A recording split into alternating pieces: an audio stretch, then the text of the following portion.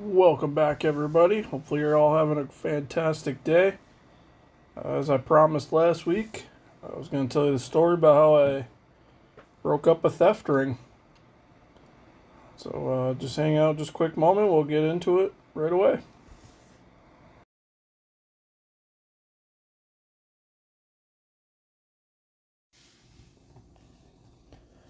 So, this story takes place at yet another hospital. Not the same one as the last two stories, but a much larger hospital, much more populated area, town, whatever you want to call it. And the town was being plagued by a whole bunch of car break-ins all over town. Some just down the road from this hospital, some on the complete opposite side of town. So we had reports of that, kind of as an FYI, let us know just in case we saw anything type of thing. And a few days went by. We had nothing happen at the hospital, but one evening, a lady comes in and says that her computer was stolen out of her car. It was actually a truck, not a car. So we called the police department so they can do what they have to do on their end. Now, this was quite a few years back. I would say minimum 10 years ago. So cameras were not that amazing at that time, and getting them fixed was even more difficult, especially for companies that didn't want to spend the money to keep their equipment running. But there was a camera in the parking lot. It just wasn't working. So left it at that. We kind of watched the parking lot a little closer that night. Nothing else happened. Now, the issue with all these break-ins in town was the police department couldn't figure out how the people were getting from one side of town to the other so quickly and without being noticed, as well as no vehicle descriptions being given by witnesses and nothing to go off at all. So we couldn't even be watching for a specific vehicle, nothing like that. This made it very difficult. For the remainder of that shift, basically watched the parking lot a little closer than usual and made sure to escort staff out of the building when they had to leave in the middle of the night and all that.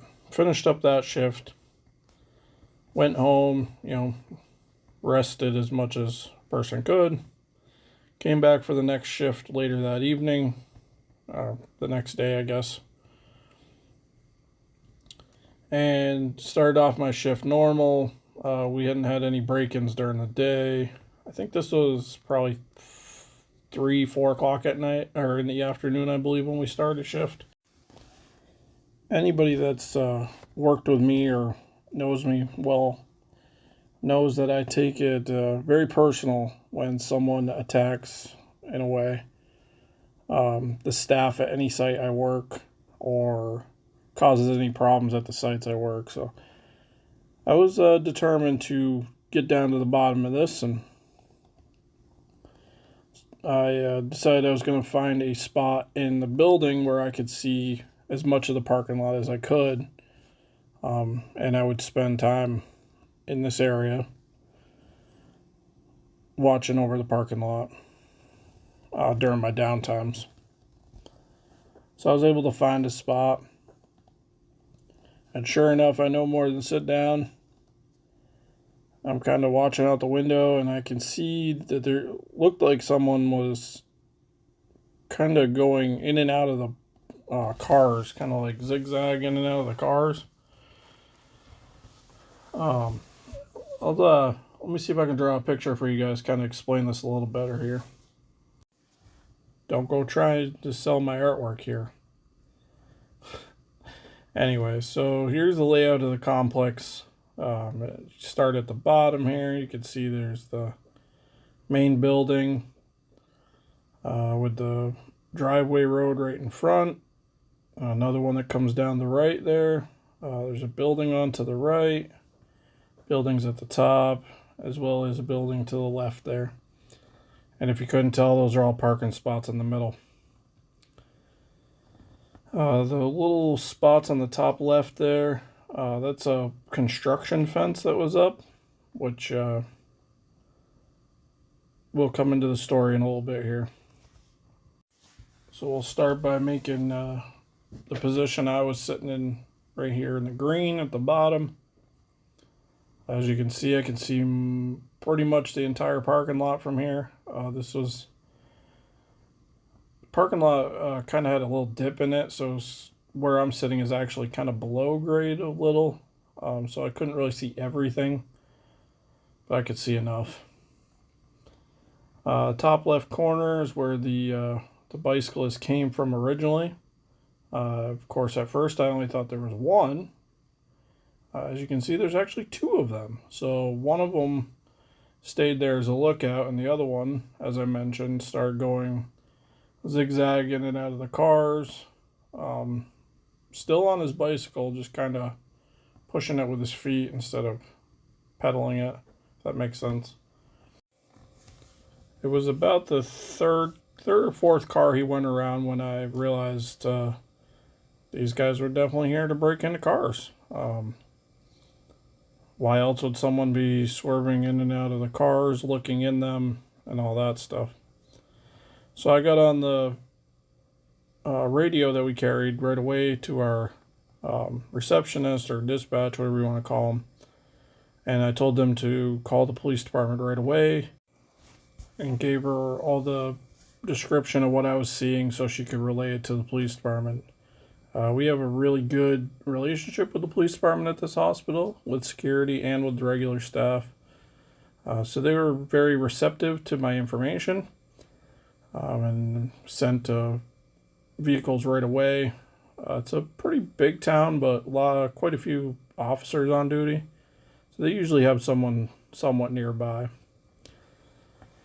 So once I knew they were on their way, I could see that this person was still going in and out of the vehicles.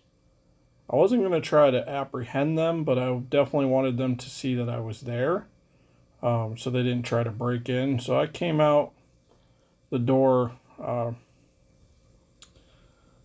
near where I was sitting, and I kind of just moseyed out there just like I'd regularly do a patrol. And I headed over to one of the other buildings here to make it look like I was going over to check them. And as you could see, they immediately stopped doing what they were doing, and they both started pedaling actually toward me. Again, they didn't know that I was onto them, I don't think, because as they got close to me, they said, tried to start up a little bit of a conversation. How's it going, this and that. And of course, there's two of them. I'm a security guard, not a police officer. So I'm not going to try to apprehend them. At this point, they hadn't actually broken into anything either. And I knew the police department was on their way, so I wasn't about to try anything stupid.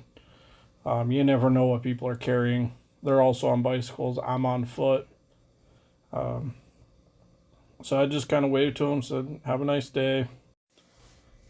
At this hospital, the maintenance department kind of doubled as security when we were busy or during the day shift when we weren't there.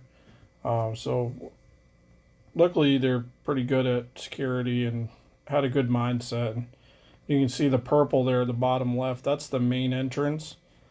They actually stood there and made it so that people didn't go out the door knowing the police department was going to be coming in that main driveway there. So this prevented them from having to slow down, as well as anybody getting run over or hit, or if for some reason these people on the bikes did something stupid, it kept everybody safe and in the building. As I mentioned earlier, the police department's usually pretty close to this hospital, just because of the layout of the town. So sure enough, they were pulling down the main road pretty quick here before these guys got even past me. But as soon as they saw that the cops were coming in the parking lot, they took off pretty quick here, and you can see two different officers pulled in, one from each direction of the driveway here. that didn't slow these two down. They decided they were going to keep running from the police. As you can see, they decided they're going to go across the helipad. There's some big rocks there, so maybe they thought that was going to slow the cops down. Yeah, it didn't work out for them. Then they decided to cut across it's like a kind of a small hill, downward hill here. That didn't slow the police car down at all. Both of them, sorry, there's two of them at this point. And they decided they're going to keep running from them. At this point, I had made it over to the helipad. I could see down a little ways down the road. They took off down some side streets and whatnot, and police department right behind them. By this point, there's 3 different cruisers on them. At this point, my involvement was done, but the story gets better. So, after a little bit, actually, I guess it was a good hour, maybe 2 hours later, one of the officers came back and was getting my statement and all that, and kind of explaining what happened after they were out of view of me. And apparently, these two decided they're going to go through some yards. And then apparently one of them ended up in a little river. It's kind of like a brook, but there's some pretty good water, and he couldn't make it across. So he dropped his bike and ended up running. I guess the officer that ended up in the foot chase with him ended up falling or something and got slightly injured, so he lost track of the guy. The other one on the bike ended up being stopped. A few minutes later, I guess he went a different direction, and one of the other officers went after that one. But the guy that dropped the bike, apparently the bicycle was registered with the police department.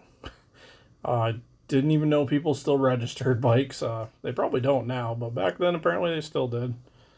And this person apparently was a pretty well-known individual, well-known by the police department, that is. And the address and the description apparently matched this person. So they went to the address that was on the registered bicycle, and as they come up to the front door, apparently the individual was there because he decided he's going to run out the back door of the building, which was yet another mistake, because he behind this building was a hill that was pretty much straight up and down. I think even, well, if you look off to the right here, there's a similar hill in the video here. That is pretty steep, probably about as steep as that. Not as tall, but as steep. So anyways, this guy apparently tried to run up it, and he did make it to the top, but by that point there was another officer at the top waiting for him with some handcuffs. Naturally, of course. So during their investigation, I found this out, I think maybe the next day or a couple days later. During their investigation, they ended up finding the rock that was being used to smash out windows was in one of the backpack that one of the bicyclists was actually wearing at the time that they were chasing him, as well as at the location that the bike was registered at. There was multiple people with multiple arrest warrants each, on all kinds of different charges, from fraud to theft. I think a few others had other warrants or something from other states, on top of drugs and all that. And sure enough, the laptop that was stolen the night before was actually still in this guy's backpack.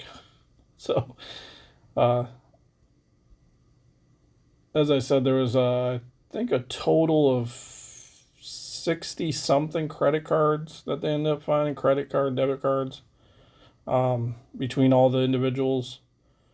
I believe they had 11 arrests total between that and then a subsequent search warrant of another location. I'm not really sure how that ended up coming to be, but either way, ended up taking down a pretty large theft ring. So that was pretty cool to be part of. Not that I arrested them, but because of my observation and noticing that they were on bicycles and the information I was able to give the officers and get them there fast, it all ended up coming out pretty well. As a token of appreciation, apparently, or maybe just a funny joke, I'm not really sure still to this day, but the staff at the hospital made me this right here.